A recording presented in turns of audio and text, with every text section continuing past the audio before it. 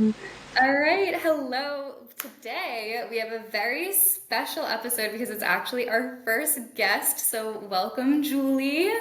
How are you doing today? Good, good. Thank you so much for having me. I'm so excited. I'm so excited to have you here. So, Julie is actually one of my first virtual pole friends ever. We have a mutual friend in real life that kind of encouraged us to follow each other and then had a full circle moment when actually all three of us got to meet in person. So, Julie does live in another state, so we are not local. So that was really cool. But I brought her on here because she has a lot of interesting perspectives about pole dancing. I'm very inspired by her movement and just her mindset in general. So I figured, why not have a conversation? Actually, she reached out to me about having a conversation. So I figured that just makes perfect sense. So again, thank you for being here. I know you are getting ready for a competition. So do you want to tell us a little bit about that? Excitingly enough, I actually have a competition in November. So that's November 9th. It's called Script Down, and that's in Waterloo, Canada. So I will be traveling for my first international competition. And this is aside from PSO. I've done pole sport organization comp before, one time last February in 2023, but I definitely was so excited to take on a different and exciting type of competition. This one is more, SW friendly. And in terms of just like that overall environment, I was really excited to kind of jump in, take on a challenge again. And I actually applied for this competition in April, or yes, in April. And I didn't find out until July 31, like August time. So there was a long waiting period just to hear back from. So once I got the notification that I got accepted, I was like, all right, time to hit the ground running. Like, let's go. But that's coming up very soon, and I think we're definitely under the 27, 26 day mark. So getting excited, getting very nervous, but trying to stick to the course. That's amazing. So you had to audition for it? So I sent in a what was it? It was an audition video along with other like concepts. I think it was just like how many performances have you done before, and like what category do you want to be in. They had a few different category options. I chose the all out category, and then they also did have like levels, and I applied for the amateur level. They actually bumped me up to semi-pro, and I was like, "Why would you do that?" But I'm ready for the challenge, and there's also I think a total of 13 people in my category. So Wow, that's amazing. Well, for those that don't know, so pole dancing is a very large world that I feel like a lot of people don't know about. So, obviously, it originated in the strip clubs as strippers kind of brought it to everybody. And now there are people like me that have home poles. We train in a studio, and there are actual competitions and ways to compete and kind of show your craft. So it's really amazing.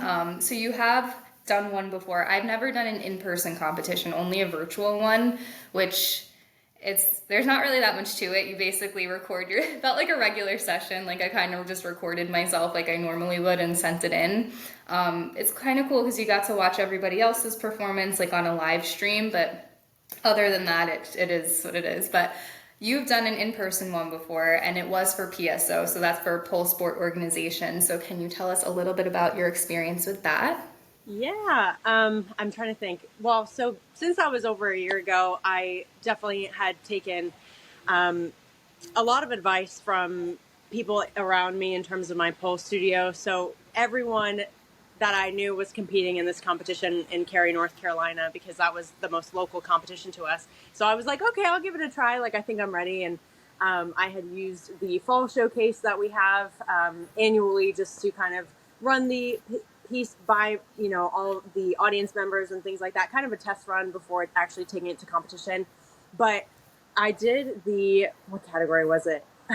It was, I think, like one of the contemporary or art. Well, it wasn't artistic, but I'm blanking.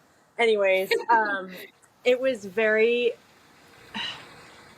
to say the least, it was very challenging for me. And I'm kind of hitting the same roadblocks now in my comp training because the biggest part of it is like the anxiety that I feel around performing and such high stakes in terms of competing because I'm Mm-hmm. more used to showcases where it's very low stakes. So you're around a group of people, you're just performing and feeling the energy. You're not really performing for a title or a trophy or just like bragging rights, right?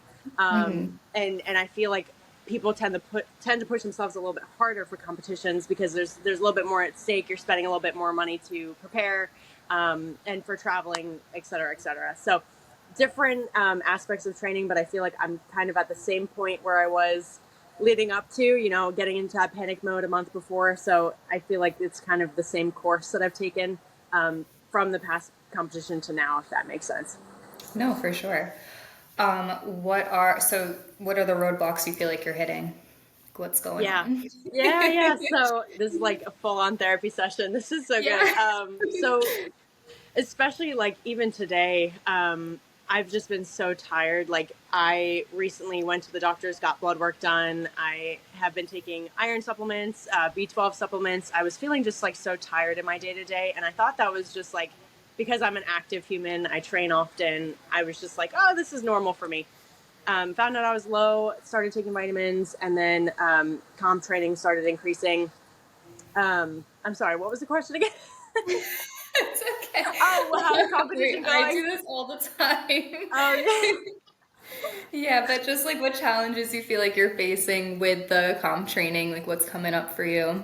Yeah, so I just had a showcase for my pole studio, the same one. So I did the fall showcase, and then I'm going into competition. So kind of same thing as I did last time, and that was a couple weeks ago, and I was not ready for that show. I pushed myself. I was training very hard. I was cross training in the gym, starting to get feelers going.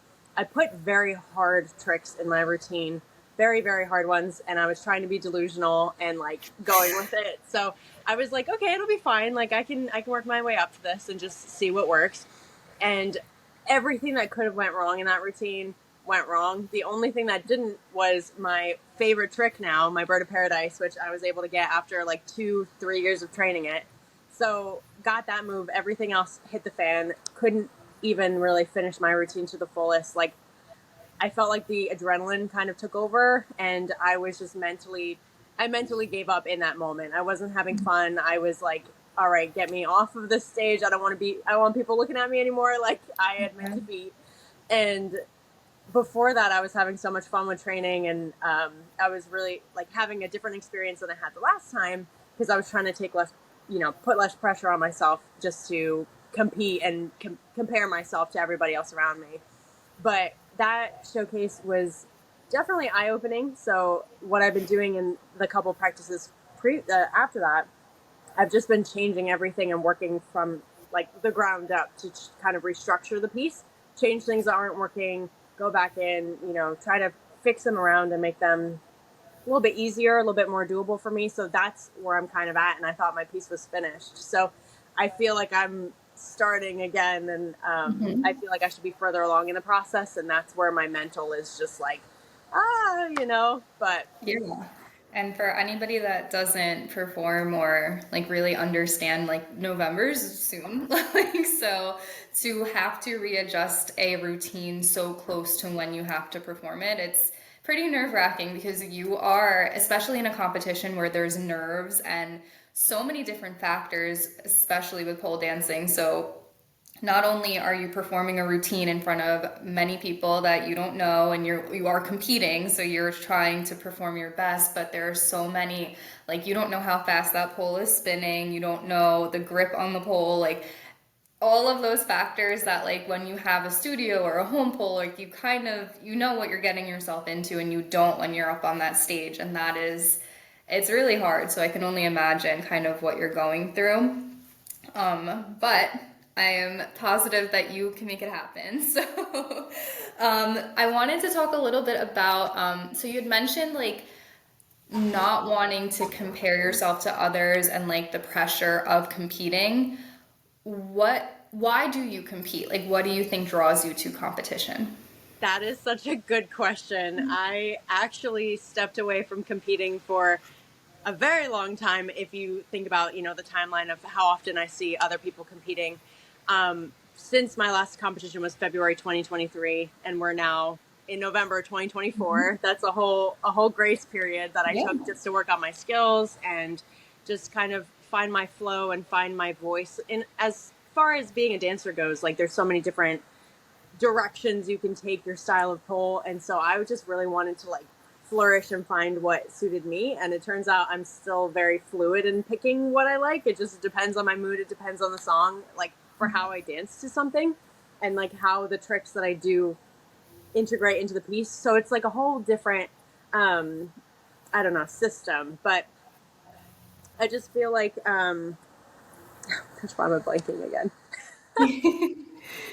So what draws you to competing? Oh, yes. Sorry. I always go off on Yeah. tangents. But Me so, too. but for competing, I think the level of satisfaction that you feel within yourself to actually complete something you didn't think was possible, that is why I compete. Um, I'm always putting in things in the routines and I always regret it up until I do it. But I'm like, this is so hard. Like, I don't even see a world where this is possible. And then I'll surprise myself and I'll do it. And that's really why I like competing. But there is a definite aspect of, social media is so accessible now. So you can even see who you're competing against if it's posted publicly. And I know a lot of other competitors will go and they'll look up other people and you just, I feel like it's a mental game of just psyching yourself out before you even get to meet them or, so it's really just like, how can I stay in my lane? How can I do the best that I can do versus what I think someone else is going to do and try to top that, if that makes sense. No, it does. And that I think is the fine line of competition because it's another form of showcase really, but there is more on the line. Like you were saying before, like the stakes are so much higher. So it's not just performing for your friends, it's performing and you are ranking against other people, and that's a hard thing to grasp, especially in something that's so artistic and that's the nature of our world is to just kind of, I feel like, add a little bit of competition into everything. But yeah, it's an interesting thing. Like I said, I've only competed once and it was virtually, so it wasn't, for me, like that's just not as serious. Like it's just, you put something out and it's kind of like posting on social media. Like you put it out in the world and somebody judges it and it is what it is. That's true. Exactly. But it is very different. And I feel like even just the energy, like when you're competing against people, like there are, I'm sure, so many people who are so supportive and are so like part of that community. But at the same time, it's like, it's me versus you. So that's an interesting thing, I feel like, to try to balance and to think about even the day of, like adding that energy to the pressure of performing in front of all of these strangers and nailing the routine and the tricks. And pole dancing's dangerous and scary. And like the tricks, the harder they are, the scarier they are. So that alone, it's a lot to think about. But are you doing anything in particular to prep for this? Like, how are you going about, especially with your mindset? I feel like that's what I'm most interested in. Like, how are you prepping your mindset going into the competition? Yeah, that's a good question too. All these good questions. I feel like I had kind of up until now because I started training probably early August. So from August up until my showcase, which was, like I said, a couple weeks ago, I think it was October 5th was the date. I was just having so much fun prepping and just doing what I needed to do to cross train and stretch and just like go gung ho and just be like, okay, I'm following the process. I'm trusting the process. Nothing's going to get in my way. Even when I was trying all these really hard things, like kips that I'm not used to, or kips that I maybe fail 9 times out of 10. But I was still excited to see them come to fruition because I know eventually something would click and I would get it. And then again, post showcase was a little bit more difficult, and that's only been a couple weeks since. And my birthday's coming up, and showcase, like the competition's coming up, and competition is the only thing I'm focusing on between now and then. So I feel like I'm kind of at like a little bit of a standstill with reworking the piece and trying to get back in gear and have fun with it again because like the past couple weeks I've been like, I don't really want to do it anymore. And I think that's normal, at least from this time, the last time I competed before comp, I always feel this certain way of like, should I be pulling out of the competition? Can I follow through with this? It's always like a, questioning of my abilities, but I think that's just like the nature of being an anxious person. And going through the motions and leaning into the fear. And that's when I proved to myself that I can do it. And then I do it again. And then I go through the whole process again. Exactly. Well, happy Hmm. almost birthday. Thanks. Thanks. I think that's something that I talk about all the time that pole dancing kind of just brought out in me in general is that like resilient mindset. Like you just got to go for it. Like you just got to do it sometimes. And whether it's a trick or the competition or the outfit, which we'll get into a little bit later, like sometimes you just got to really make yourself uncomfortable. And I feel like everything about pole dancing is uncomfortable. Like everything about it, especially when you're new to it, like you don't know the people there, you have to wear like little clothes and like the pole itself is so intimidating. And to show up time after time, it's like you prove to yourself like, okay, I can do this, like I can do this. And I think the competition is like a huge example of that, like because you have so much build up to it, right? You have like months to prepare and to kind of think about like, do I want to go through with this? And it's just another example of like, I can do it, you know? Hmm. So just getting to that point. Yeah. Definitely. Definitely. For I sure. love did you watch your showcase video back? Yes, I did. And I cringe every Oh time.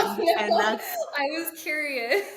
and I normally when I do a showcase or any other show I've done, I'll watch it and I'll take mental notes and be like, oh, I could have changed this, I could improve this. And that's just like a part of the process and the growth factor. But this one in particular, I was like, this is probably my worst pole performance to date No. because I I was underprepared and I knew that going into it. So my Mhm. mentality was this is lower stakes. I can get the bad run out now, get it out of the way, Mhm. squash it, move forward. Um, did I expect it to go as badly?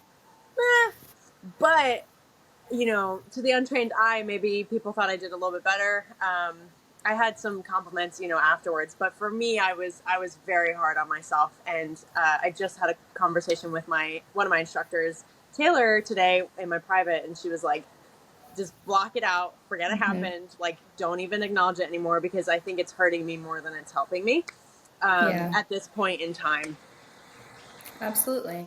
I was just wondering because I know sometimes for me, like, and again, I'm not talking about competitions or showcases, like just my regular flow. Like, I'll think something went a lot worse than it did, and then I'll watch it back and like trying to think about it from an untrained eye. Like, it's like, oh, like no one's gonna know. But I was just Mhm. wondering, like, but it happens. It happens for sure. One of my showcases, I actually forgot like the whole end of my routine. So luckily, I have a really good freestyle practice, and like I was able to kind of make it work. But I remember thinking like I just completely ruined that routine, and then watching it back, I was like, all right, it wasn't as bad as I thought. So. Definitely, definitely. I think it's crazy that people can get on stage, even for a showcase, and just freestyle a whole routine. Like, I don't know if I'd be able to do that. Like, that is wild There, to me. everybody goes in a different direction. I favor the prep. I like to rely on muscle memory. Um, I have only had, I think, one instance or so where like music was off. It was a different song that I had chosen, Wow. completely freestyled. Like I went through my choreo fast because, of course, when you're nervous, you move faster. So Mhm. luckily with this competition routine, it's a fast routine, so there's no way for me to physically move any faster. But for that piece, I got through everything that I had planned, and the song was actually like a minute longer than I had planned for. So the A last minute, minute by the way, a of minute in the dance world is 3 years. It's yes, actually 3 years long. yep, So, and I have never heard the song before. I didn't know what the song was. I was like, I've never heard this. I'm only hearing like beats because there's an audience there. Like I'm just going off of pure like body memory at this point. And my freestyle at the end is probably one of the best, like one of my favorite things I've done because I was just present. Like I was in the yeah, moment and I was actually like, oh, there I am as a dancer. Like I'm actually feeling myself be here in this moment. So definitely it's different for everybody, but some people are very good at freestyling. So I for wish sure. I was.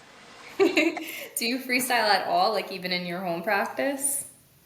I do. I think what I struggle with is resorting back to the same two, three, four moves or transitions. I have a very small area for my home pole, so it's like wedged between my living room and my kitchen because I it's just right in the center, and there's like a countertop and a couch, and it's just I've smacked one of the lights on the top with my heel before, and it's not a lot of space, so I feel like I also don't devote as much time to freestyle because I always find myself training for a show, training for a competition, Yes, I training for feel like something. you're always doing something, so I'm Yeah, sure. so yeah, by the time I like want to freestyle, I'll freestyle for like a hot second and then I'm like, "Oh, but I have this thing that I need to manifest and just create and start practicing for." So, I don't give myself enough like playtime and I really want to do more of that. I love that. Yeah, I feel like I'm the complete opposite. Like I always set this goal where I don't put so again, like I'm not really in the competition world. I want to be a little bit more. They don't also do like a lot in New York. I don't know that they do any in New York, so I would have to travel no matter what. So that's a big part of it for me. And also just I love the freestyle practice. Like that's pretty much my thing at this point. So for me to like actually sit and prep something, like I know I can. I've done it before. I teach choreo, like I can do it, but it's just I don't know. I like the presence of pole dancing, but I feel like that would be the challenge for me is to kind of put something together, Hmm. especially like if there's not a reason to, like just to kind of do it. So that I find myself wanting to do that often, but I don't. So I relate just kind of in the very opposite way. Yeah, and they also have I think PSO has a category where it's They freestyle. So do. I feel like you like that would be perfect for you because then you don't have to exactly, train something for months and months. You can train, a couple combos here and there and just thread them together however fits music, and then that'll help you stay present as well.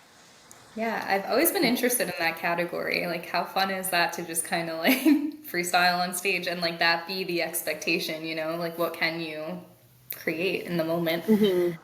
I love that.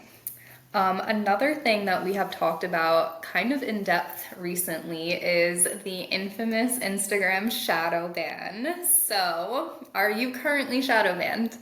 Oh yeah, I've been shadow banned for probably like a year and a half, or I Oh don't my even know anymore. gosh. I was not shadow banned for like 3 days, and then I posted again, and then everything went back to. So, yes, I'm currently shadow banned. Been shadow banned.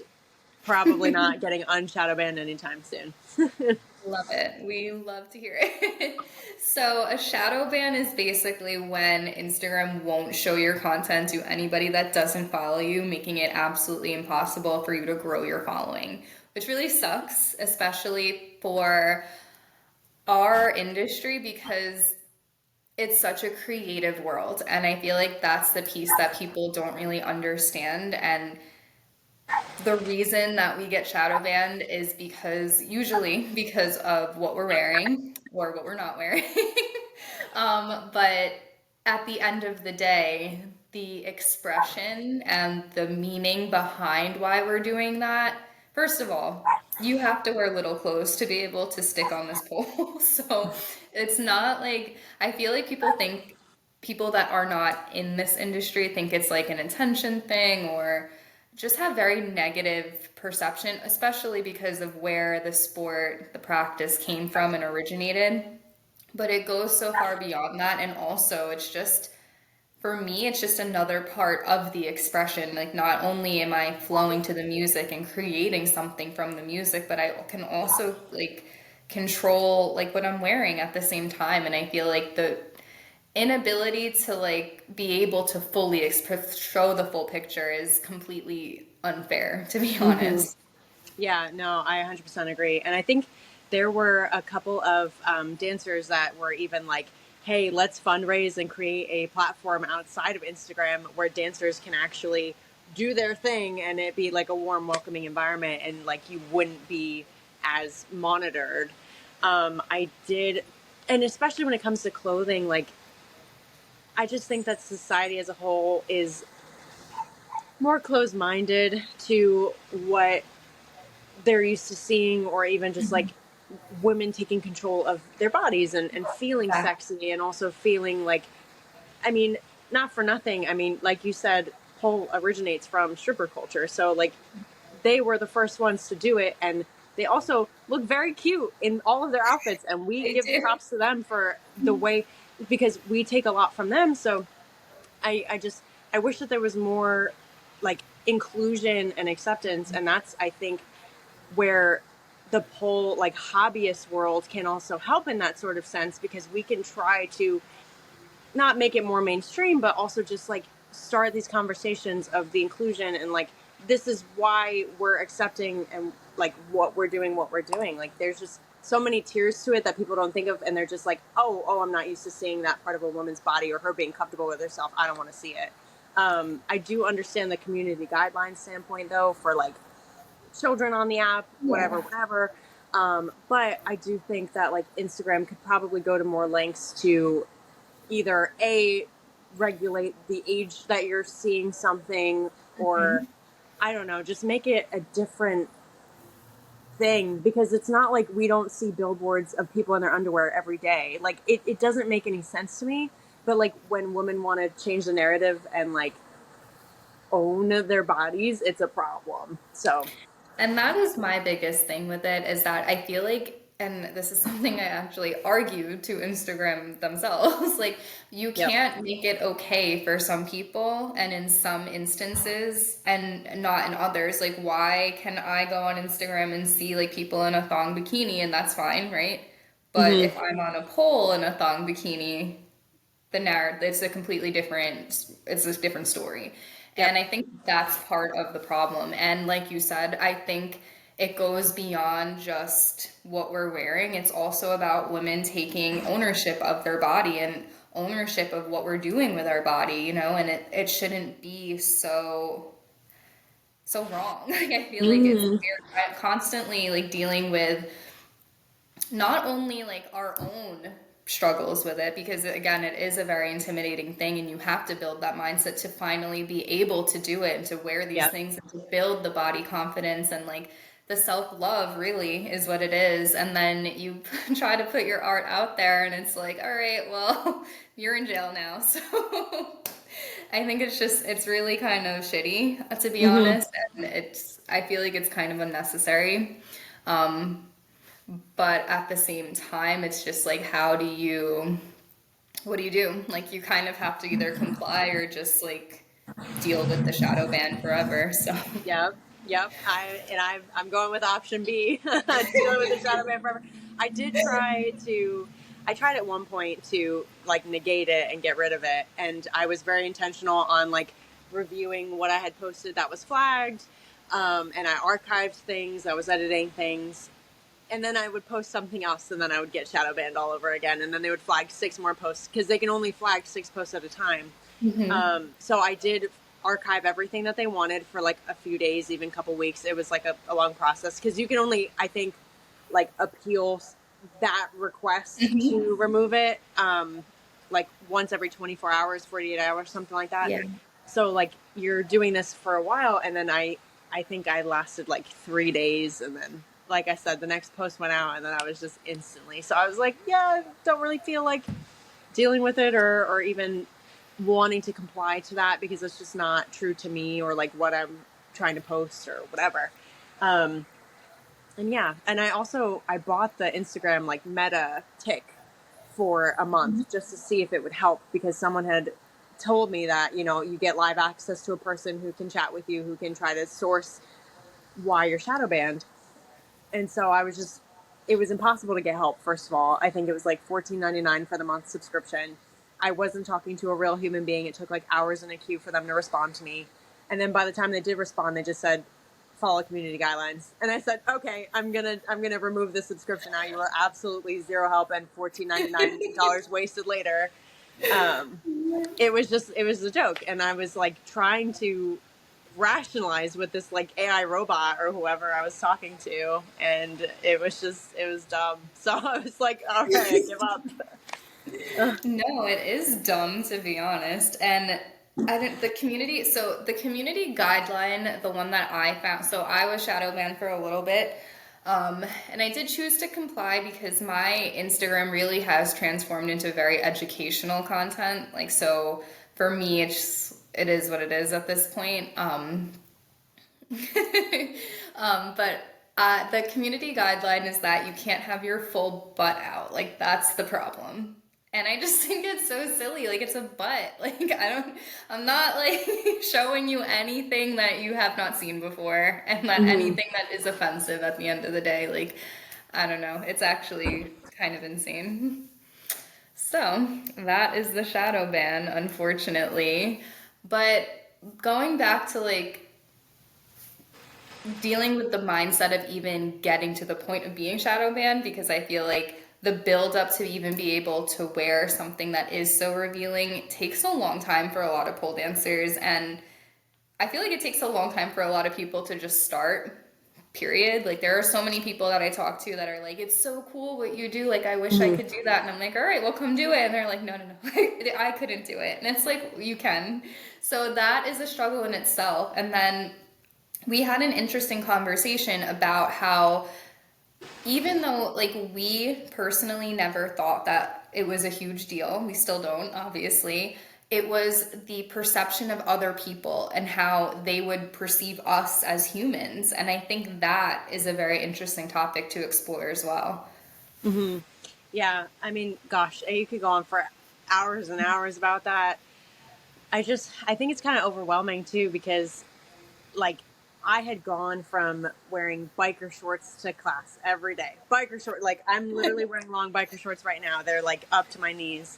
And that was first few classes, first couple months of classes. And then even up to, like, because there's levels in my studio. So, like, level one, level two, you're not doing as much on the pole. You're doing more like Mhm. strength building or floor work stuff. Like, you're just getting like recognition of the pole and like being familiar with the pole in those levels. So I was starting out very like hesitant, very okay, I'm gonna roll up my sleeves if I need grip there. Like I was just very like conservative in that way, and just didn't really feel comfortable as I saw some other dancers who were more advanced and they were just like, I'm just in a bikini, I'm here, and I was always like, oh, dang, that's cool. Like, I don't know if I'll get there, but we'll see.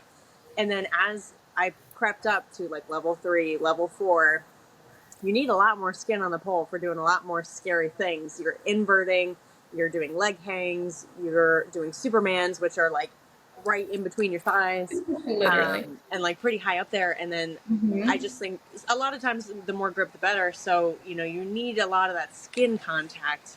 And plus, the bikinis are cute. So I went from wearing like high waisted bottoms that looked kind of like diapers to, full on like now I wear thongs sometimes, not all the time, just depending on how good I'm feeling that day. But if I'm feeling confident, I'm like, yeah, okay, I can do a thong. And like, I feel like I have more access to the pole. I'm not worried about any type of grip issues, whatever, whatever.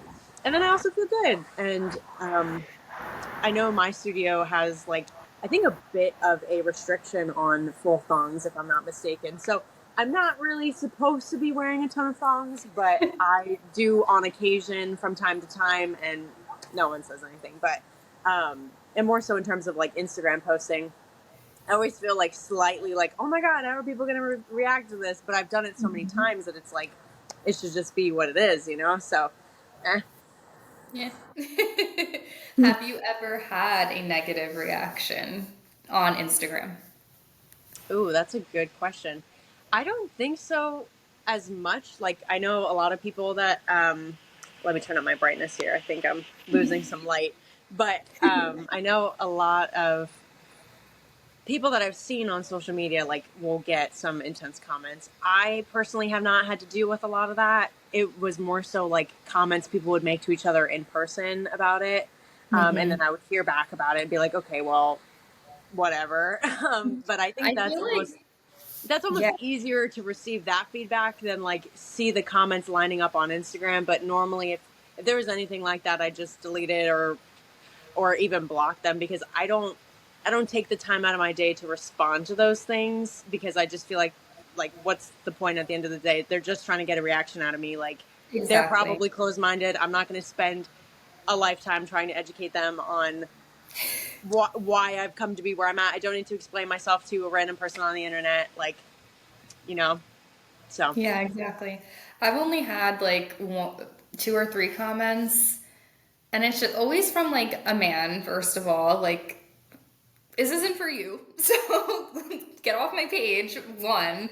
And two, like, I just never understood, like, with any topic ever, like, if you don't like something, like, just keep scrolling. Like, I don't understand, like, putting the energy into telling somebody that you don't like, it's not gonna change what I'm doing. So, like, leave me alone. And, like, the comment was something stupid, like, oh, like, so now we're working out like strippers, and I'm just like, enough, like, please, enough. It's just, it's really stupid. I have also dealt with like hearing people talk about it, which Hmm. to me is very interesting, especially because I feel like, at least the experience that I had with it, like, that person was kind of supportive to my face. And then to hear that they had like this negative perception, and that to me truly is just like, it's a projection thing, Hmm. honestly, at the end of the day. And I think that's what it is. Like, from coming from men is a completely different story. I don't know.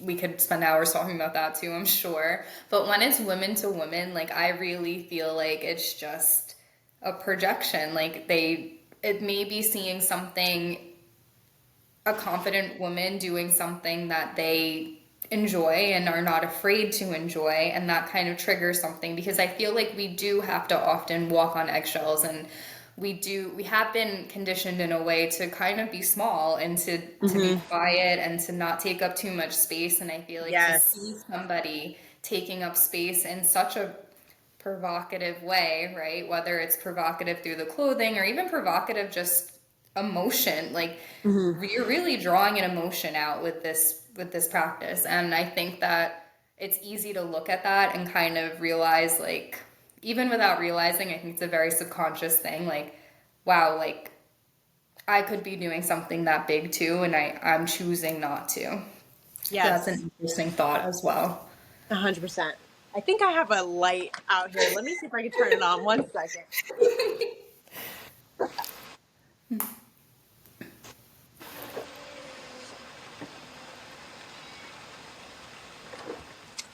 I don't know.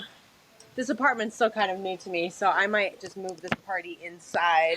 No worries. But no, I 100% agree. I think I did a YDA, like a Yoga for Dance Academy program with a dancer named Roxy, and she literally single handedly changed my life and how I look at just being myself.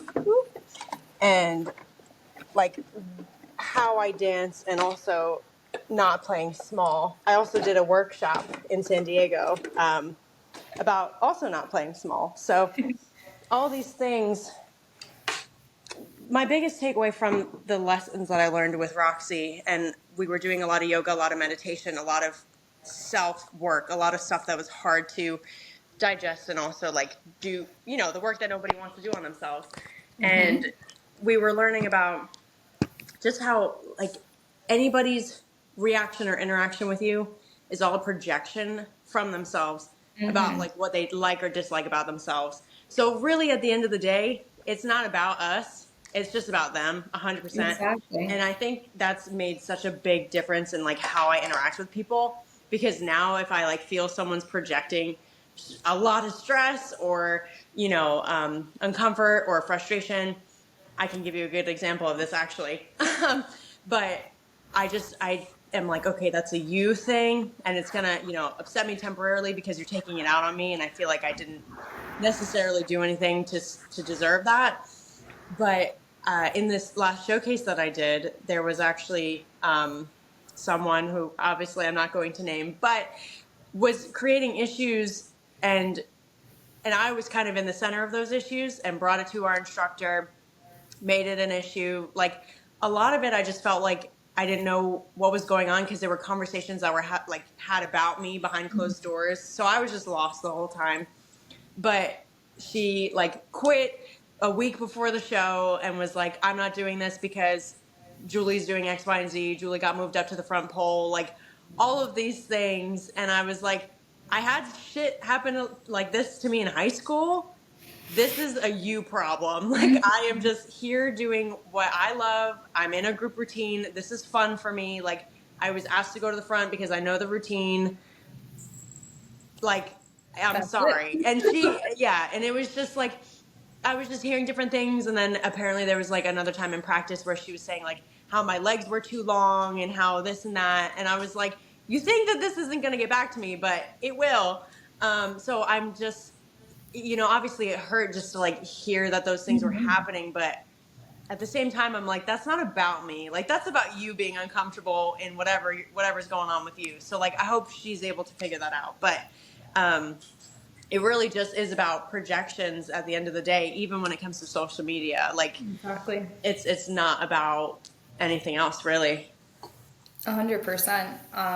There's a document, I talk about it all the time, a documentary on Netflix. Have you seen it? Strip Down, Rise Up. Yes, I saw it because of your recommendation. I watched it. Yep. Oh my God, I watch it. I think I watched it literally like 5 times. It's like, it makes me cry every time. And I shared, like, it is the first time I saw, like, the way pole dancing makes me feel and the way that, like, the direction I want to take it and bring to other people. Like, I saw other people doing it and I felt like there is a space for this because I don't know. Like there are so many different modalities of pole dancing, and healing is not really one that you see offered in studios very often. And so to see like a community of people already doing this and already, it is such an emotional process. I don't remember why I even brought the documentary up.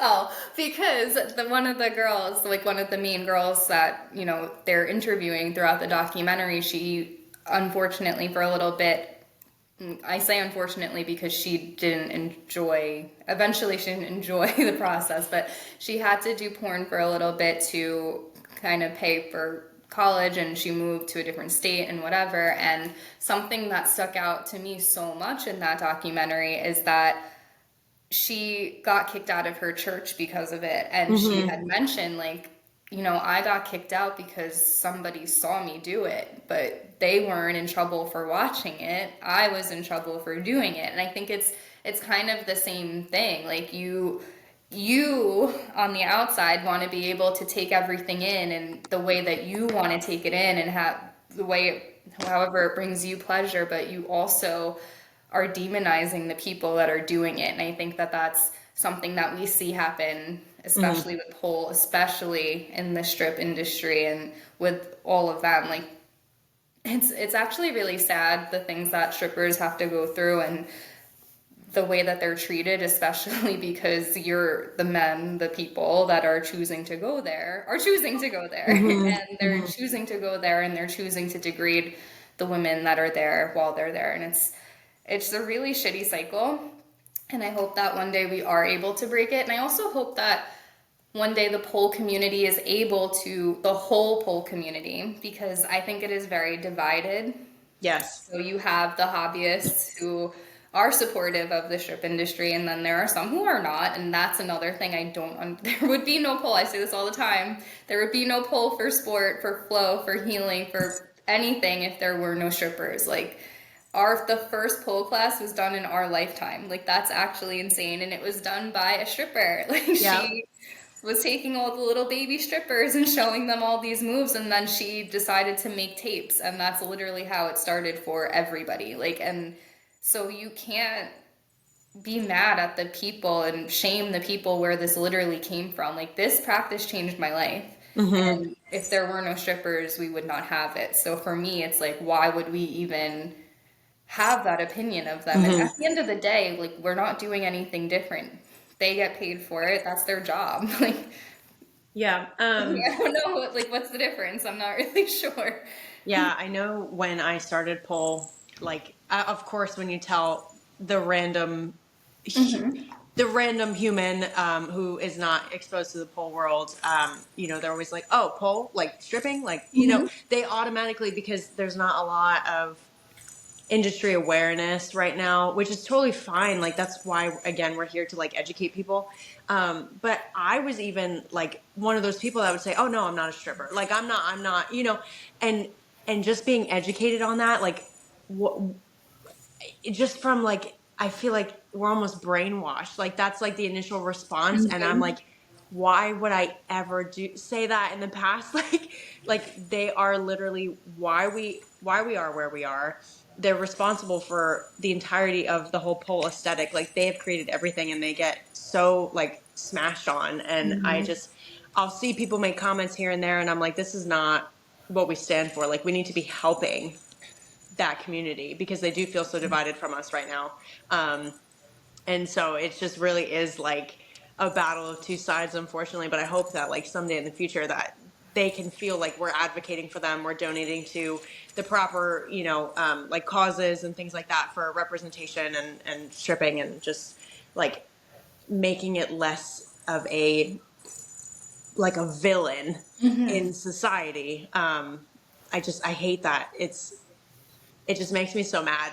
I don't Me know how to like too. No, explain me it, too. but it's just And I also feel like that same shame, like because I had that same reaction at first, and I also like didn't want to tell people sometimes like what I mhm, did, and even when I became a teacher, like I'm a pole instructor, and I when people ask me what I do now, I say both, but I didn't for a very long time, and it was actually my husband who would be like, "Oh, and she also teaches pole." Like he's so proud of mhm, what I do, and I remember feeling like a little bit embarrassed or like not even embarrassed. It's just like I got like that shame. Like mhm. I don't want people to perceive me as something that I'm not. And then I'm realizing like, but Why like would that be there's a bad connotation anyway? exactly, Yeah, yeah, yeah. Hmm, exactly. hmm. And it's because that level of, I guess, awareness at least wasn't taught to me at my studio. Like I didn't No. learn about the differences between like pole hobbyists and the strippers in the sex worker industry. I can't speak today, but like the I didn't learn about the polarization between the two until very, very late in my pole journey, like for what it should have been, like probably 2 to 3 years after I started. And it was more social media that educated me on where we're at, why we're at, and kind of the issues there and like how we can change it. Same. I don't think it's something that's talked about in a lot of studios actually, which I think is it's pretty sad because again, it's just the history of what we're doing and there are so many people who are so invested in this hobby, right, or this Hmm. practice and to not even know where it originated from and to just automatically have those feelings, it's kind of a problem in our world. So, Society, yep, 100%, 100%. And also just like, yeah, I mean, we could go on forever about that, but I'm just happy that the conversations are finally happening and people are starting to open their eyes and educate other people, just so that way everybody's kind of more welcoming, more on the same page, and then we can advocate for them as well. beautiful. Exactly. All right. Is there anything else you would like to talk about while we're here? Oh, I'm trying to think. I feel like we covered a lot of I bases, know but we did. I mean, I feel like this was a very heavy podcast episode, It but was. I wasn't um, sure. We actually were talking in the beginning and we were like, where are we going to take it? And I was mhm. like, I'll ask you about the competition and then we'll just see where it goes. And it was like a little bit of a therapy session. We went Mhm. really deep into some deep topics and, that's the nature of the flow space, I feel like. Yeah, yeah. And honestly, like would love to, plug your page, plug my page, Yes. julie.ehm on Yes. Instagram. Feel free to let me know if you have any questions, but would love to be a pole bestie because we got to stick together and we got to educate everybody else. I think the pole community is such an amazing, amazing community and don't let any of these things scare you from trying pole itself. It is life changing. It's changed my life. I know it's changed a lot of other people's lives. So don't let the things that you hear on the street just derive you from that. Because the first thing I'll hear is, "Oh, I'm not strong enough for that." And I say, "You build the strength. You gotta go, and you'll build the strength because It's a lot so of people fall in love silly. with it." Yep. It's so So silly. don't be afraid to try and just you know keep going. And if you like, and I feel like this is so true to any other type of space too, but if you're feeling very strongly about something, like advocate for it, like advocate for others, like be the person that you want yourself to rely on, like I feel like this world is so torn in a million different directions and like to have a community is so important. So just rely on others and the whole community is great. Just plug for that. Exactly, yes. It is really a beautiful space to be in, and to just have so many people that relate to what you're feeling. Like I don't like there is nothing in the world that feels the way that like dancing on the pole feels to me. Like truly it doesn't. And I when I took so our mutual friend, she's not in the pole world at Mm-hmm. all.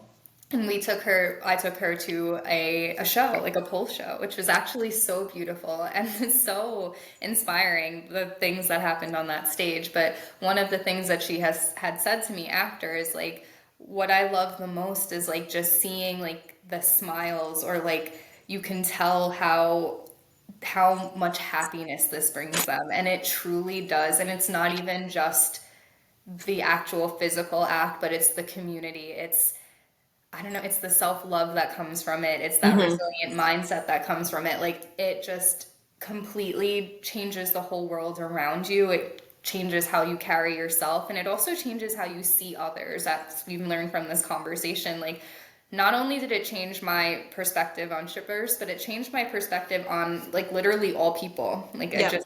it made me realize like how many struggles we're all going through. Like even the conversations I would have in class with different girls about like the way they see their body and like people that I would never expect to think like that. Like I would look at them and think like you look amazing. Like I look Mm-hmm. up to them as a pole dancer and to hear that they're struggling with all of these different things. Like it just really opened my mind to like we don't know what other people are going through, right? We don't.